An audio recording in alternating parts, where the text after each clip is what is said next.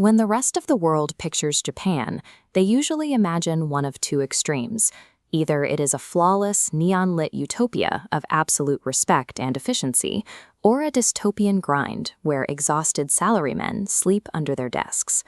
For one Indian expat who arrived in Tokyo at age 21 and has navigated the system for exactly a decade, the reality is far more complex.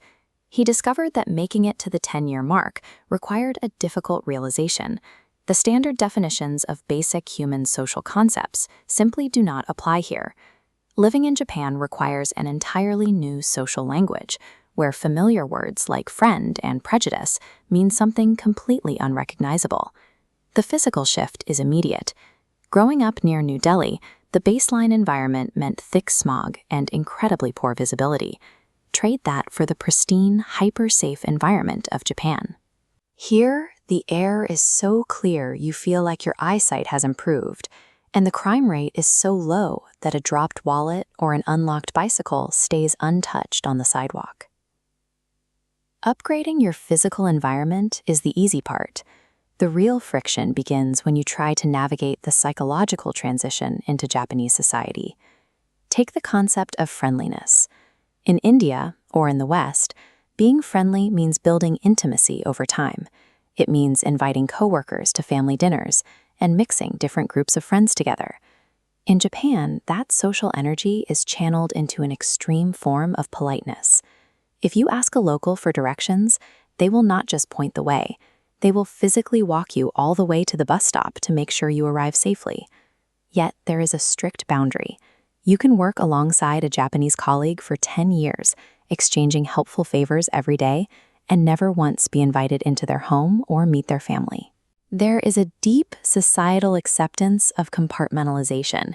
Eating at a restaurant alone or going to the movies by yourself is completely normalized behavior. The cultural dictionary replaces friendly with polite distance. It is a system designed to eliminate social friction rather than build deep personal connections. Then there is the concept of prejudice. In the West, racism is often loud, confrontational, and direct. That definition fails to describe the Japanese experience. Prejudice here manifests as quiet, systemic friction. It looks like a real estate agent denying your apartment application the moment they see a foreign-sounding name on the paperwork. Or it looks like a building manager finding a mess near the elevator and putting up a "Don't Litter" sign exclusively in English, operating on the automatic assumption that a foreigner must be responsible. A lot of this stems from Japan's linguistic isolation. Because global English news rarely penetrates the general public, locals rely heavily on translated movies and media to understand the outside world. This creates a highly warped set of stereotypes. India is frequently perceived strictly as a dangerous land of slums and terrorism, while white Westerners are heavily romanticized as movie star royalty straight out of Titanic or Top Gun. This quiet prejudice rarely comes from a place of active malice. It comes from a profound societal isolation that substitutes Hollywood tropes for actual human understanding. That same rigidity extends into the professional world.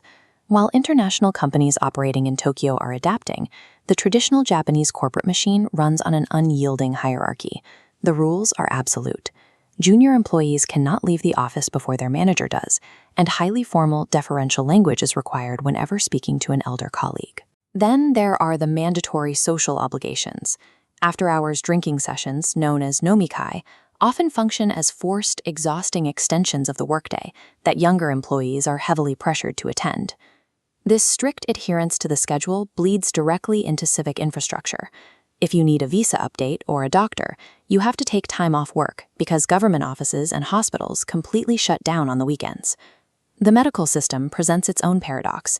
The doctors are highly qualified, but because they lack the sheer high-volume practical experience found in densely populated countries like India, they often rely on hesitant diagnoses, even asking the patient what treatment they think they need, and prescribe incredibly weak medication. Whether you are navigating an office environment or a hospital visit, the Japanese system consistently prioritizes rigid, predictable order over individual flexibility or convenience. After a decade of residency, you reach a specific realization. No culture is objectively good or bad. They are just optimized for entirely different outcomes. Japan is heavily optimized for absolute societal peace. It is a spotless environment where public trash cans barely exist because citizens take personal responsibility for carrying their own garbage home. This creates an eerie and forced quietness in public spaces. You can be on a train packed shoulder to shoulder, and the entire car will remain completely silent so no one disturbs the peace. This flawless, pristine public peace is a luxury, but it is a luxury purchased directly at the cost of communal warmth and spontaneous human connection. The final evaluation depends entirely on your personality. If you are an extrovert seeking an immediate, loud community, this rigid societal system can feel deeply isolating. For those seeking safety in isolation, Japan functions as an introvert's utopia. Surviving 10 years abroad depends on accepting a country for the definitions it actually holds, rather than the ones brought from home.